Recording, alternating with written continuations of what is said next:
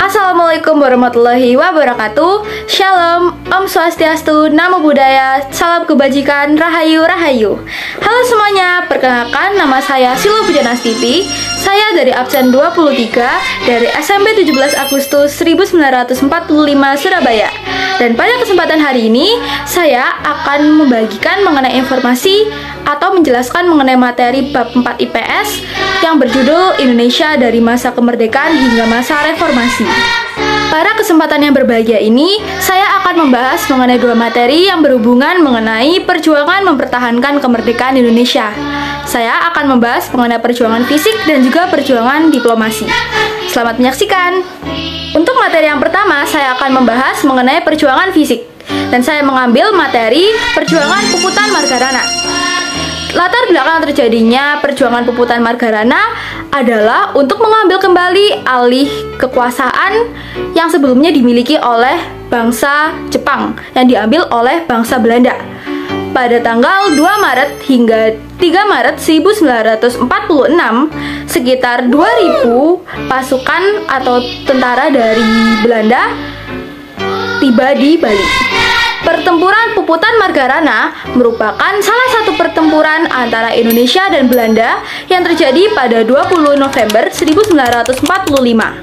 Pertempuran Puputan Margarana diawali oleh kedatangan bangsa Belanda sekitar 2.000 pasukannya di Bali yang bertujuan untuk membantu pembangunan negara boneka yang diberikan nama sebagai Negara Indonesia Timur.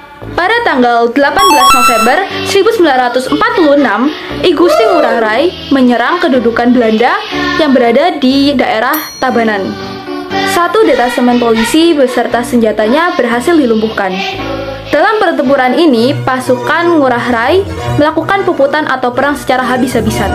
Mereka bertekad untuk tidak menyerah sampai titik darah penghabisan.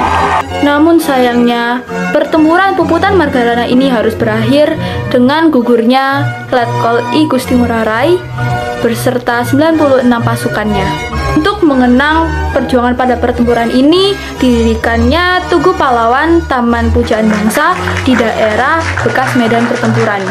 Akibat dari pertempuran Puputan Margarana ini, Belanda berhasil mendirikan Negara Indonesia Timur atau NIT sebagai negara boneka yang meliputi NTT atau Nusa Tenggara, Bali, Sulawesi, Maluku, dan Irian Barat. Setelah membahas mengenai perjuangan Puputan Margarana, selanjutnya saya akan membahas mengenai perjuangan diplomatik yang saya mengambil materi yaitu Perjanjian Renville. Perjanjian Renville merupakan suatu perjanjian antara bangsa Indonesia dengan Belanda yang terjadi pada tanggal 8 Desember 1947 hingga 17 Januari 1948. Perjanjian ini berisi atas batas wilayah Indonesia dengan Belanda yang biasa disebut dengan Garis Van Mook. Pada tanggal 29 Agustus 1947, Belanda mendeklarasikan Garis Van Mook yang memisahkan wilayah tersebut dari Belanda dan Indonesia. Setelah melakukan perundingan, dihasilkan beberapa informasi sebagai berikut. Perundingan Renville yang ditandatangani pada tanggal 17 Januari 1948 ini ternyata menimbulkan dampak kerugian bagi Indonesia. Wilayah kedaulatan Republik Indonesia semakin sempit karena diterapkannya aturan Garis Van Mook atau garis status quo ini. Namun ternyata perjanjian ini juga dapat menimbulkan dampak positif bagi Indonesia, yaitu perjanjian Renville ternyata semakin membuka banyak negara di internasional untuk memperhatikan Indonesia dan mencermati sepak terjang Belanda.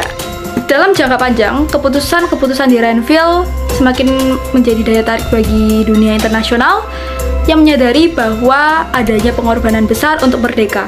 Sekian dari informasi yang dapat saya sampaikan. Selebihnya jika ada salah kata dan perbuatan yang tidak berkenan, mohon maaf dan terima kasih atas waktu yang diberikan. Siapa kita? Indonesia NKRI harga mati. Wassalamualaikum warahmatullahi wabarakatuh. Shalom, Om Swastiastu, Namo Buddhaya, Rahayu Rahayu.